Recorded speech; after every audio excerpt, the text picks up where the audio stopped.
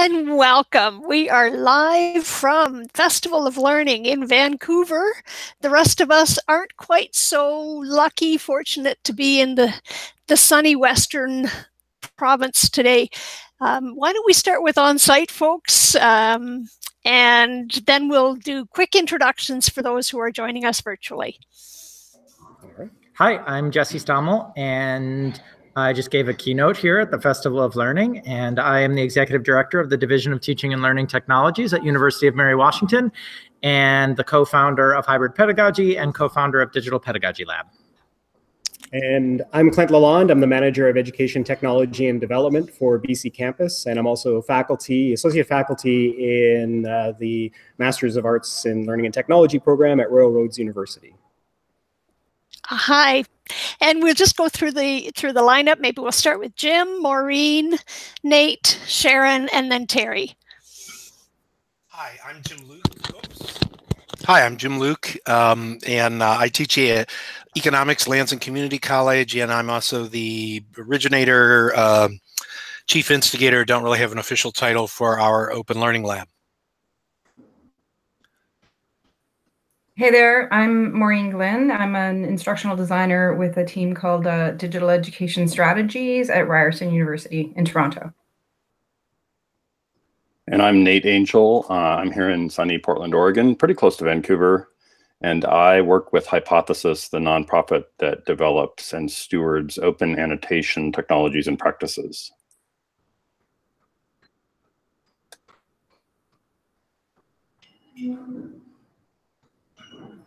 Sharon Boyd. Yeah. So, Sharon Boyd, and she's from the Edinburgh University, and her audio is still kind of glitchy. She's working with the Center for Digital Education and that school. Interesting. So,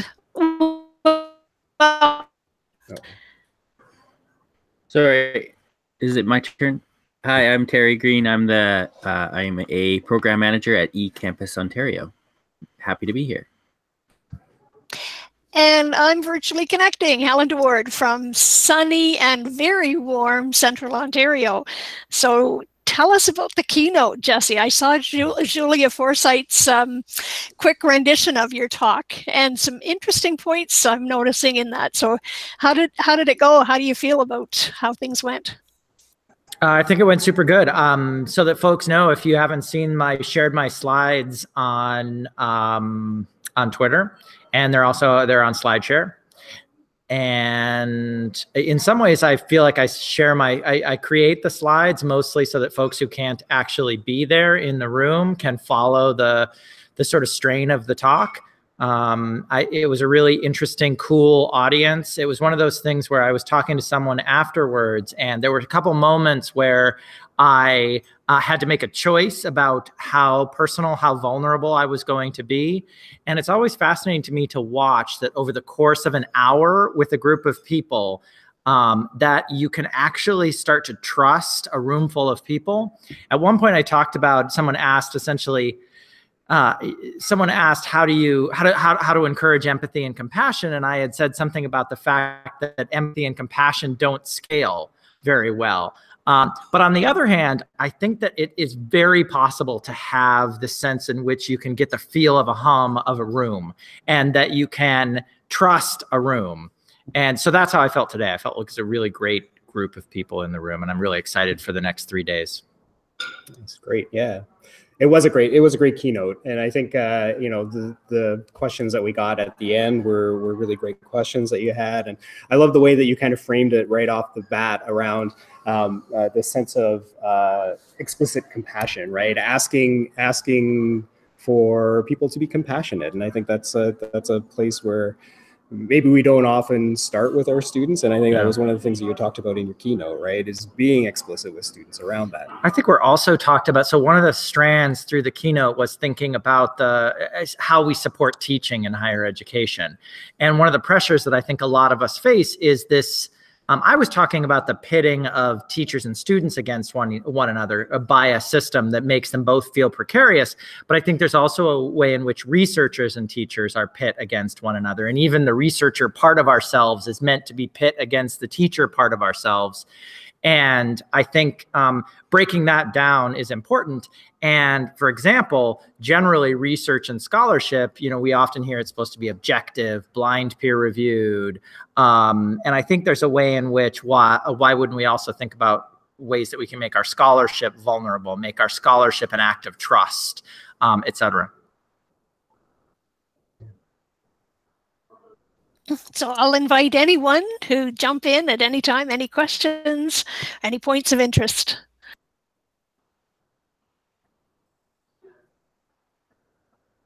I was going to say one of the other things that I picked up on this morning that I really loved was the talk you had of things like learning objectives and the concrete things that we put in place to try to measure learning. When and I think the phrase you said was that the best learning objective is an epiphany. And how do you actually measure that when a student has that kind of aha moment? And the tension that exists within our institutions to try to organize and structure all of these different moments of learning around things like structured rubrics and Bloom's taxonomy, I think you kind of threw in there as well. So I thought that was really interesting that, that those are the kinds of things that we want to encourage. And how do we do that when we have systems that are set up that maybe don't encourage us to do that kind of stuff? I remember my first introduction to teaching and learning was a graduate certificate program at my institution. And I had lots of different kinds of training at University of Colorado Boulder. I took some graduate courses in the rhetoric and composition department. I had a really wonderful mentor. I also did collaborative teaching. There was so many different ways that I kind of built a graduate degree in higher education pedagogy for myself for the most part.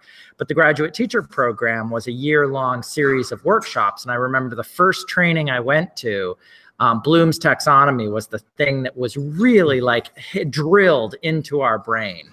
And for me, the way that it was drilled into my brain was that basically you have to know everything before you can do anything else. And so it was all about this sort of ladder you had to move up. And there's been lots of sort of revisions to Bloom's taxonomy and different ways that Bloom's taxonomy has been implemented.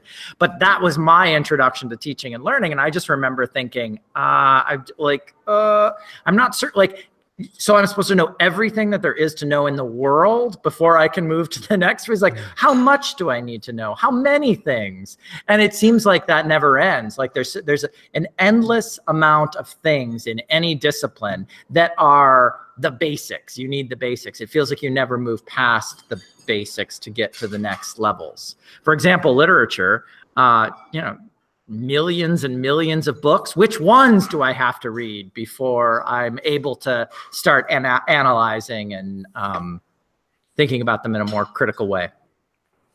You're supposed to read the male white Western canon, I think, and that's take a break and sorry, Nate. Maybe Ken and Irene, we can try and do a quick introduction if you want to just say hello before we continue. Hello, my name is Ken. Hey, Ken. Hi, Ken. Got a little delayed. I was on an important phone call and I was rushing to jump into the room, so I'm glad to be here. I'm from Royal Roads University. I'm on campus right now in Victoria. And I think Irene, she's from South Central Ontario, the Windsor-Chatham area, I believe. And I think her audio isn't working as well either. There we go. Yeah.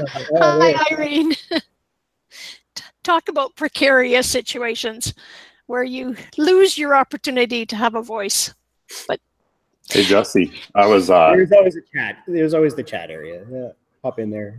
As a follow-up to that, bringing up Bloom taxonomy, I've been on this sort of I don't know, tirade lately, at least in my own mind, about Bloom's second sigma, which this may be something that you were also working with in that pedagogy program.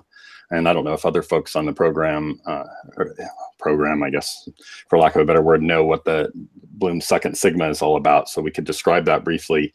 But I think we should my question pertains around this idea that, so I'll try to summarize it, and you can correct me if I'm wrong. So, so Bloom, through his study, discovered that you could get, you know, one exponential level better in kind of learning retention or learning outcomes when people did. The first sigma is remind me. It's in the first sigma is when people do. I can't remember what it is. There's some fundamental learning component that gets people to the first level of learning, but then the next level, he found that it required one-on-one tutoring in order to enact it.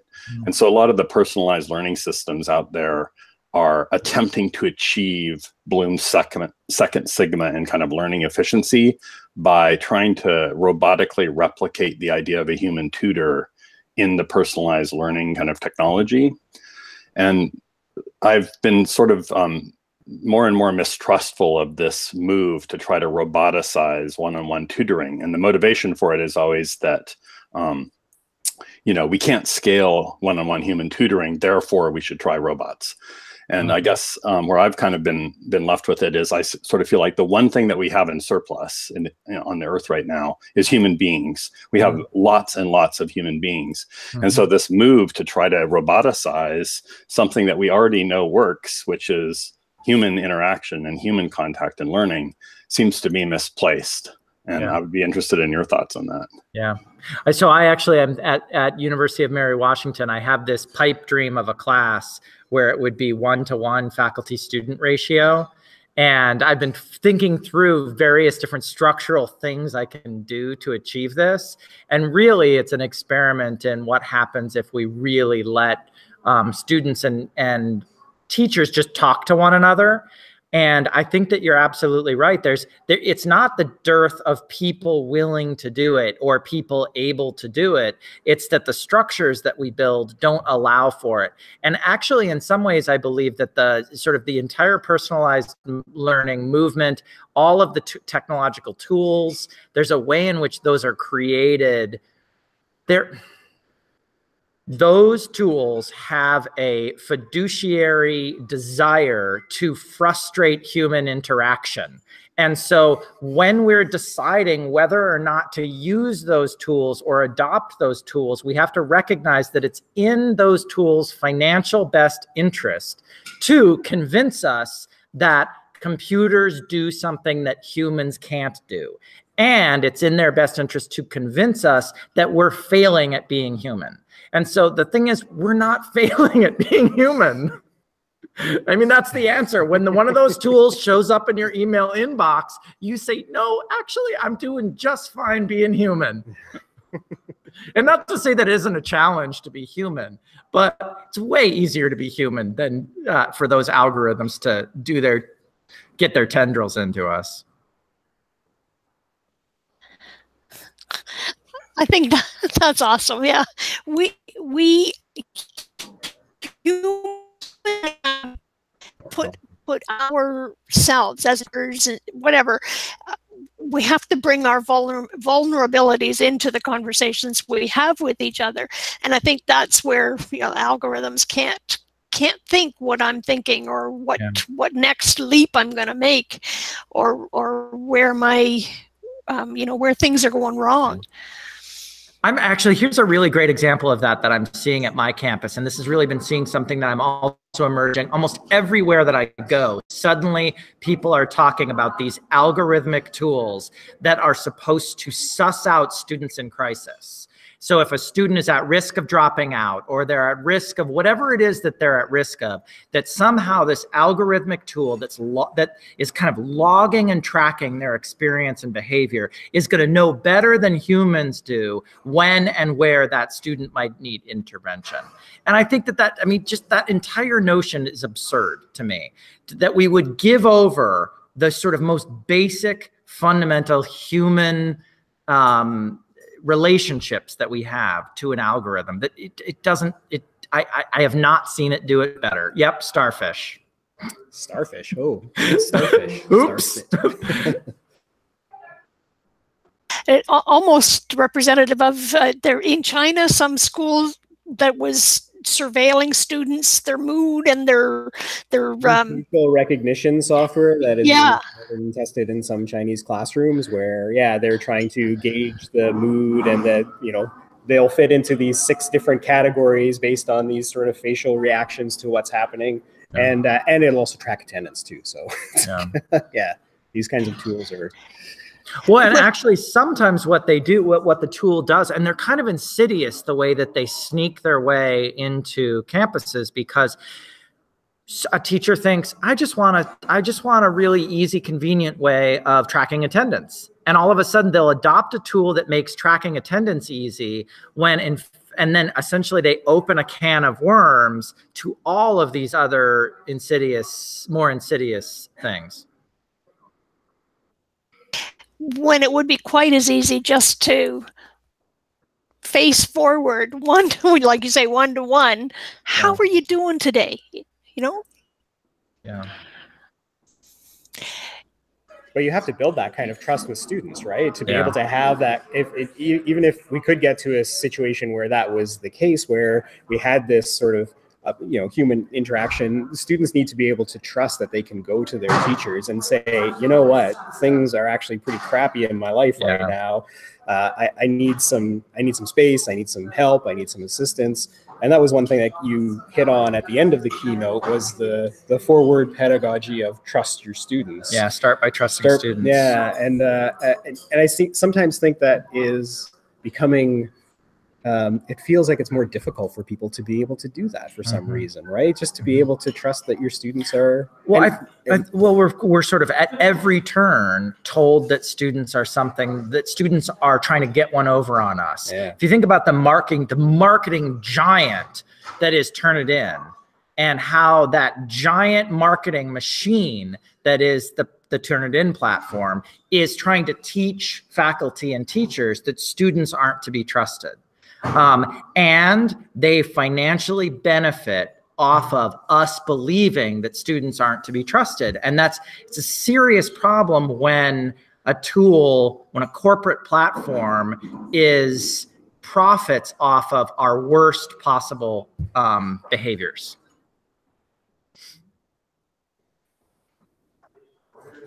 Okay, I guess I was interested in. Of course, I teach at a community college, and so, but a lot of what you had to say really, really resonated, particularly the lack of trust and the division that it makes. Now, and then also just now a few minutes ago when you were talking about, you know, driving us to the lowest level on Bloom's, like we have to know all of that. And of course, at community college, we are, of course, primarily dealing with fundamentals to a large degree. I mean, you know, it's the first year is our biggest piece of business. And I was just struck because, yeah, talk about timely, just in the past week, we have this huge division between administration and faculty, and lack of trust is at the root. You know, we have a difficult time even having a conversation about stuff because nobody believes the other side. Yeah. And as a result, there's this massive rush to, you know, all the assessment stuff. And so now we're getting pushed for, well, not only do we have to have the standardized outcomes, which is kind of ludicrous because they all have to be measured type outcomes. They're actually pushing that we all have the same content in every section across every course, which it's a fool's errand. But interestingly, is it a fool's errand or is it a trap? Is it actually a trap? Because I wonder if I didn't talk about this in my talk today. My talk was mostly about the systems and structures that pit students and teachers against one another. But there's a whole other set that pit administrators and faculty and against one another. And then yet another set that pits faculty and staff against one another. And like what's the power dynamic that is running that system? And in some cases in the US, it's state governments that are trying to essentially delegitimize education for very politically restrictive, essentially politically restrictive reasons. Essentially, to control thought will convince everyone that higher education is failing. Yes. Yeah. So that everyone disinvests in it. And even the ones that there's a division because even a lot of, at the state government or administrative levels, the folks that aren't necessarily motivated by that kind of political agenda that you talked about delegitimizing education, still have so deeply bought into this neoliberal idea that well, our only function here is to train workers for new jobs. Yeah. And about the so-called skills gap, which, as an economist, don't get me started about there is no skills gap, but, there's just, it's real simple to close the gap. It's called raise wages. It's a real simple thing. We figured that out.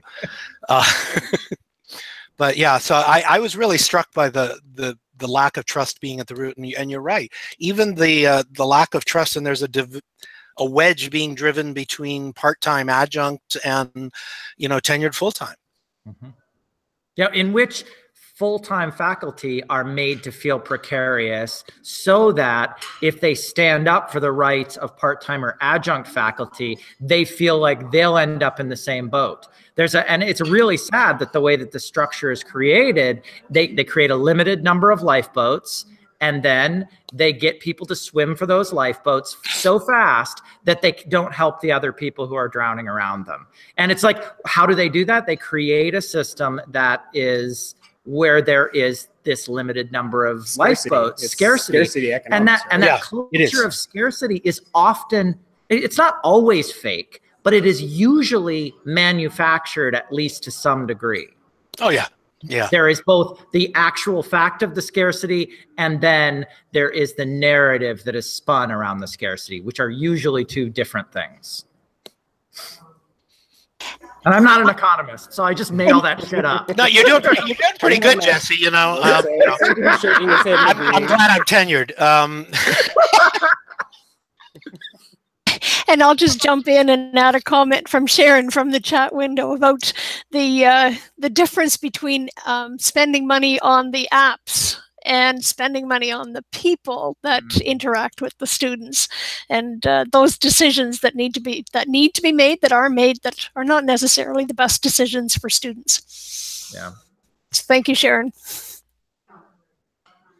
Yeah, I run a teaching and learning and technology unit at University of Mary Washington, and I try and spend almost no money on technology, almost no money on apps, or very little money on software. We look for free stuff, and we also just look for helping our faculty and students be nimble, so that it's sort of a way of thinking or an approach to their own educations that is more valuable than the apps that they might use. The apps are irrelevant in almost 95% of the case.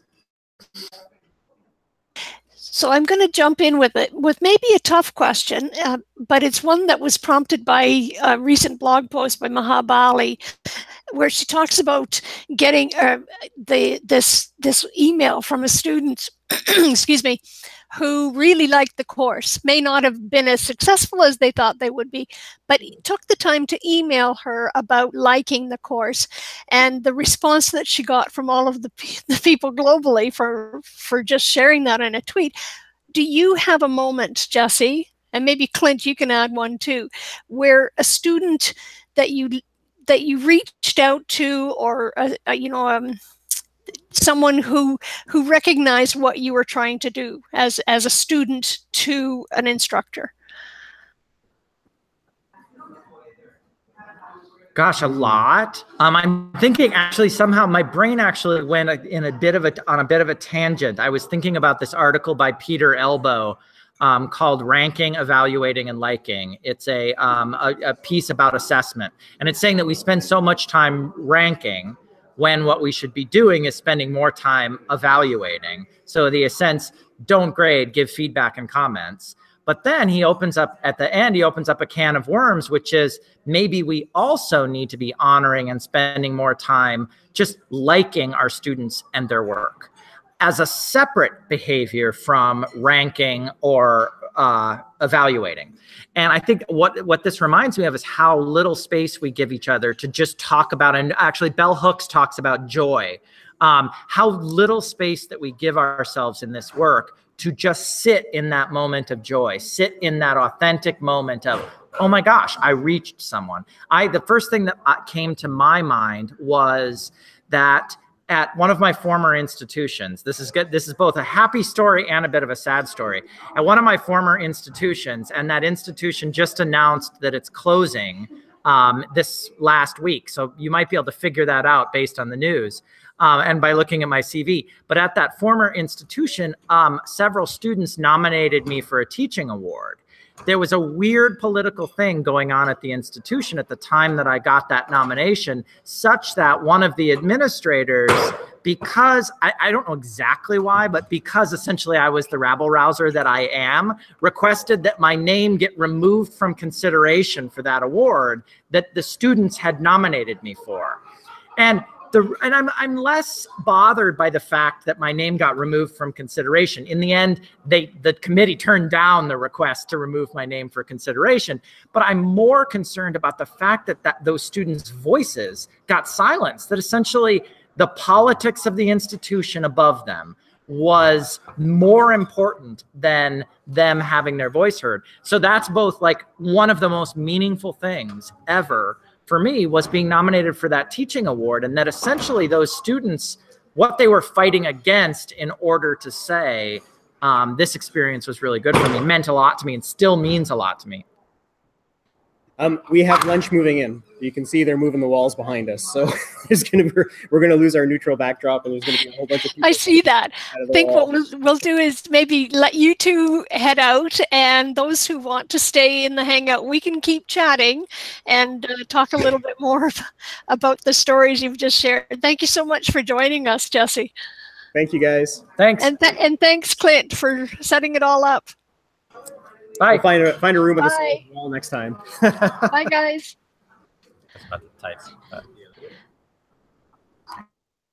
We'll let them slip out. And we're still live, so we can continue the conversation. And if and when we're finished, we can I'll stop the broadcast at any time. And sometimes the conversations go on even after the stop broadcast. Sharon's wondering what's for lunch. We'll have to find out. We'll send a tweet. Any comments? Insights? I got in a conversation just yesterday with some other folks that were very concerned about this pattern that's been happening on campuses where people with highly conservative views are trying to speak at the campus, and then the campus has to react, and then sometimes the conservative folks get shouted down, and then sometimes they pull out, and there's just like a lot of controversy over including or not including these conservative voices on campus. And from the outside, to me, a lot of it looks manufactured, and it looks manufactured in order to further delegitimize the university and the educational project, sort of the way Jesse was talking about all these kind of communities that are pitted against each other. So I'm kind of curious what other people think about that situation where these free speech battles happen between conservative and liberal ideals on campus. Have you guys been noticing that pattern, and what do you think about it? Maybe that was too much of a swerve. Well, I can offer, I don't know, a little bit of input. I think, Nate, I think you're right on in that it's mostly largely manufactured. And it's intended to delegitimize. I mean, of course, you don't run into that much at a community college, but they had that situation a couple months ago, right next door at Michigan State University.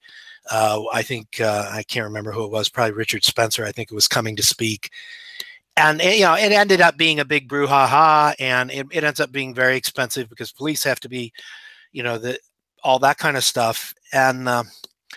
But we've had some conversations on campus, and I find that there's a really curious lack of consistent logic used a lot of times. I mean, the problem I find at times is not so much the extreme conservatives, which is to be polite with them because a lot of these folks are just out and out Nazis. It's not just that they're out there doing it. It's a lot of times the folks that you would think are supposed to be liberal progressives in administration or positions of power. And it's interesting, they act like, I mean, universities have a strange status. They are not public institute. I mean, they're publicly funded institutions, but they are not the government. There is not an obligation to provide a forum for any Tom, Dick, or Harry that wants to walk down the street and say something. And they certainly, but yet folks act like somehow or another they have to. I mean, it's kind of disturbing, but because at the same time, those will be the very same folks that'll turn around and go on some internal matter like, oh, well, no, we have no obligations. We're not part of the state government when it comes to following labor law, you know, or something like that. So I don't know. I think the political roots are both broad and deep in trying to delegitimize education or disrupt it. So.